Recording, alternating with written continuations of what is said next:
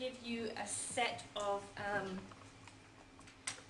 questions, and what I'd like you to do is just very briefly try to answer questions in each of the boxes. You're going to work in very small groups, so if you're in a big table you can do half and half in terms of grouping, and you're going to try and answer as many of the questions within the boxes as you can. You won't maybe be able to answer them all. There will be some knowledge you're not sure of, but you will be able to answer some of them from drawing from your background knowledge.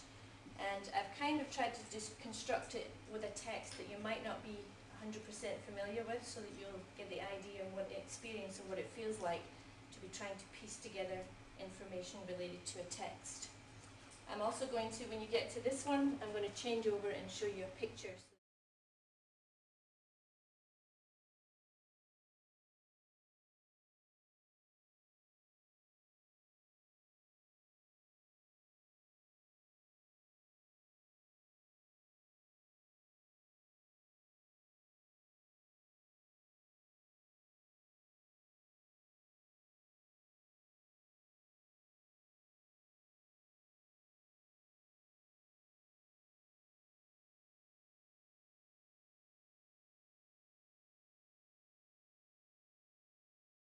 Sometimes I stare out the window while baby Jay's sleeping, and I wonder where I'll be sleeping when I'm too old to work.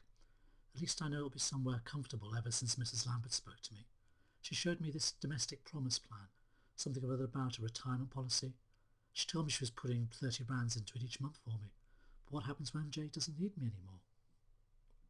I know what to do when the baby has a cough, and I know how to prepare a meal for 12, but I don't know what happens to me when I'm 65. She smiled and said the policy could be taken out over 10, 15 or 20 years, and I could even take it with me to my new job. So stop worrying, she said, it's all been taken care of. I turned back to the window, and for the very first time I could see a lot further than my 65th birthday.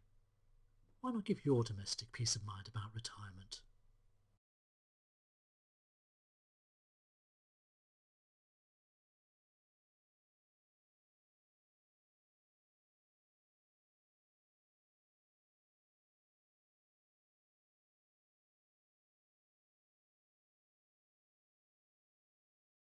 Often we give questions like this to students and pupils in the classroom, but we're not always sure how to help them explore the language, to help them unpack these big concepts, to see who has power and who doesn't. If you look at Cinderella, like primary school story, you look at Cinderella and the stepmother, there's issues of power taking place there. And some people within stories are marginalized and some are not. And helping students to explore the concepts of that, whether it's race, whether it's powerful situations in terms of gender, we have to help them to pick out the language features that enable them to understand these concepts. And that's where Halliday's framework comes in. So what I'd like you to do now is to write down all the verbs that you can see that relate to Mrs. Lambert, and then all the verbs that you see that relate to the domestic worker. And when you look at your list of them, tell the person next to you what you notice about the difference between the verbs.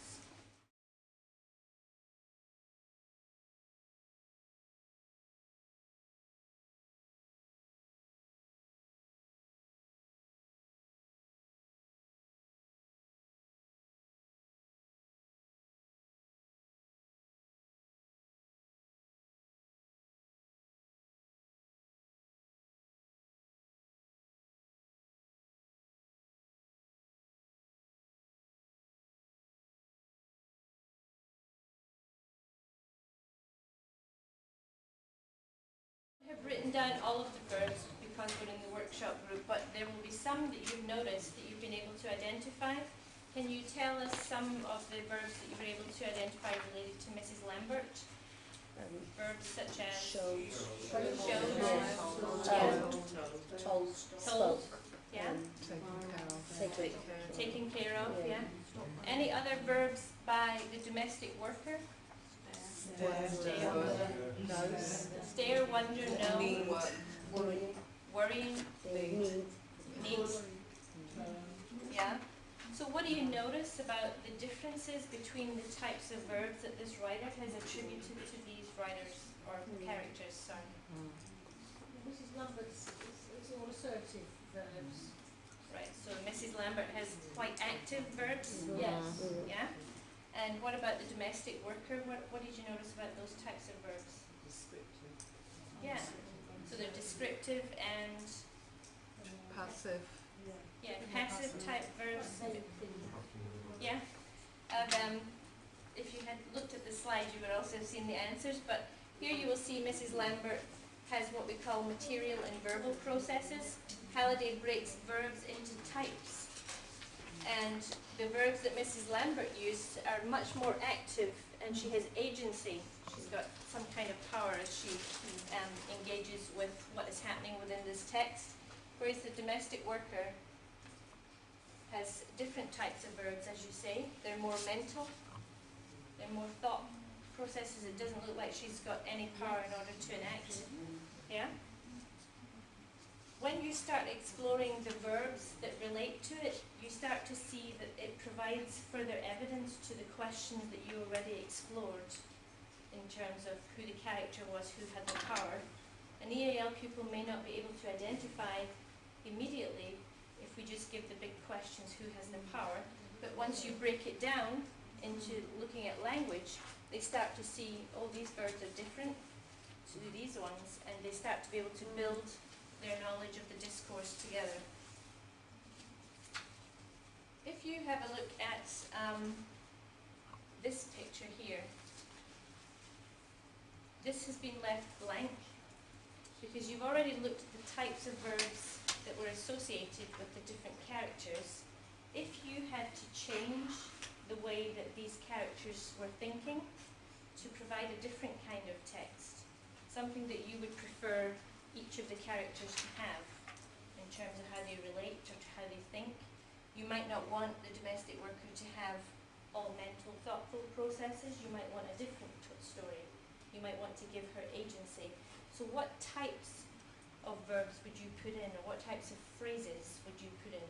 Some of you mentioned the woman had said, it will be taken care of, whereas the domestic worker had no power, but Mrs. Lambert did. It was more like a very patriarchal way of speaking and delivering the lines.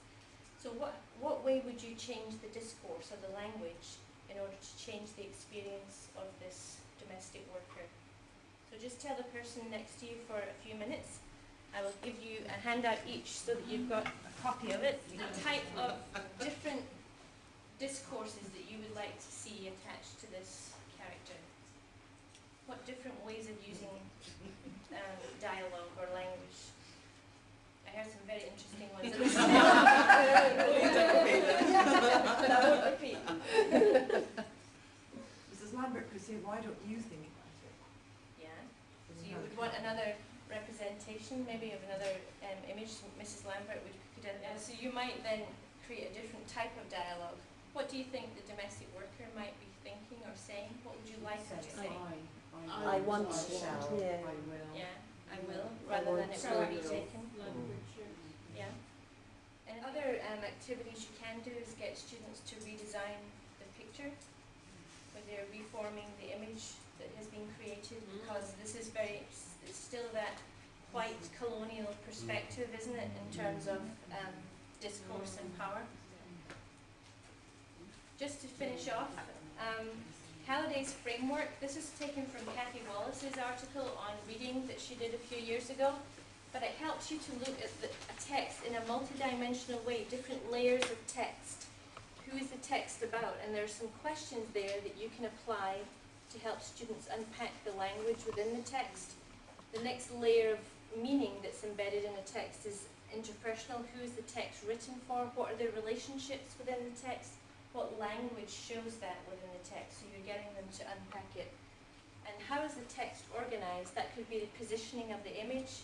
It could be the repositioning, as you said, of the speech bubble. What information is missing from the text that might have been put in? Why was it missing? And so this framework helps you to construct tasks and activities to any text, and it will help you to unpack the language that's within it. And I'd recommend buying that on the NALDIC website. It's a very good article. So critical literacy strategies overall, it looks at whose views are represented within the text. It that looks at worldviews, and a really good insight from this table was looking at somebody from South Africa may have a different entire approach to the text and how they unpack it and making meaning of the text. It could be if we don't employ workers in such a way, it positions them as completely powerless within society, and they might have a different discourse. And that then opens up a much more multicultural discussion within the classroom rather than the white curricular norm that we have established within many of our schools. I'll be careful what I say. You can also look at critical literacy. Is it a feminist perspective? Does Little Red Riding Hood have to be a girl? Can it be a boy?